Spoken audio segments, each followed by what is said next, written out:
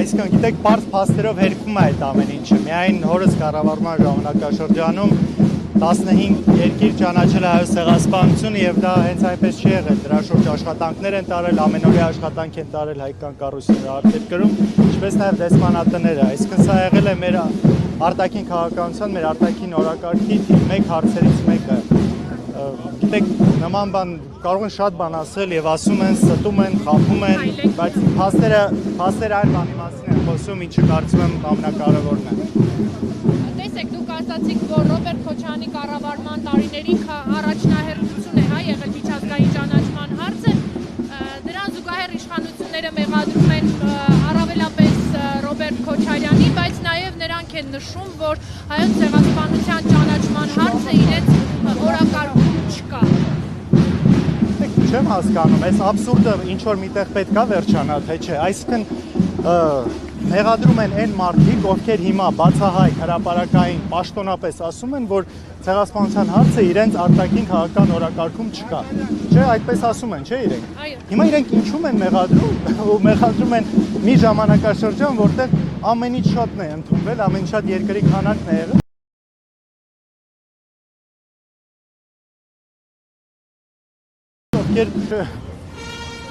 Այնպես որ այստեղ երկրորդ կարծիք անգամ չկարող լինել, ինչ ուզում է ասեմ, գլուխները պատին են տալիս։ Ալեն Սիմոնյանը այսօր նաև մեջբերել է Վարդան Օսկանյանին, եթե Թուրքիան բացի սահմանը եւ նորմալացնի հարաբերությունները, ես հաջորդ օրը քրչում եմ Վաշինգտոն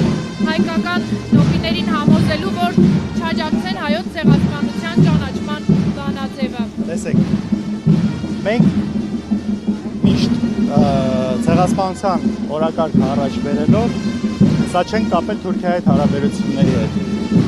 Այսինքն ասել ենք, որ անկախ ամեն ինչից հարաբերությունները պետք է նորմալիզացվեն։ Հիմա թե ինչ է մեջբերում, ինչ կոնտեքստից է դա կտրված, ինչպես է ասված, հասկանում եք կա փաստ, մեջբերում եք ինչ-որ Վարդան Օսկանյանի ինչ-որ խոսք։ Ես է սրա դիմաց մեջբերում եմ 15 երկիրը, ովքեր ընդունել են ցեղասպանությունը, որի շուրջ այդ գործընթացը տարվել է եւ ամեն ինչ արվել է, որ դա լինի։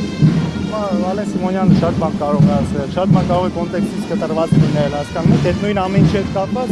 ով ասել է պետք է իրան հարցնել, թե ինչ կոնտեքստում է եղել, ինչի շուրջ է եղել, ինչի համար է դա ասվել, բայց փաստը մնում է փաստ, այն ինչ որ ասում են։ Շնորհակալություն։ Պարոն Քոչարյան, ասում են, որ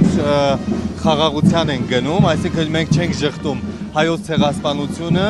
չենք ուրանում, բայց նաև խաղաղության են գնում։ 110 տարի առաջ է տեղի ունեցել մեծ ոճրագործությունը, ինչ է փոխվել թշնամու մեջ եւ մենք որտեղ ենք հասել, ինչ է փոխվել նաեւ մեր մեջ։ Կարծում եմ շատ բան չի փոխվել, հատկապես եթե հաշվի առնենք 2023 թվականի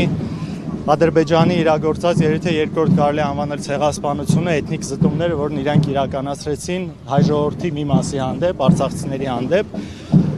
ինչի մասին է խոսում։ Ես չեմ կարծում, որ նրանց մոտ այս 110 տարվա ընթացքում որևէ բան փոխվել է։ Նրանց նպատակը նույնն է, միգուցե մեթոդներն են տարբեր, մոտեցումներն են տարբեր, բայց նպատակը մեծ հաշվով տեսնում եք, որ նույնն է։ Այս խայտառակ դատավարությունը Բաքվում, որ իրականացվում է, իրենց չվերջացող պահանջները անդադար զիջումներ գործելու Հայաստանից։ Ես այն համոզմունքին եմ, որ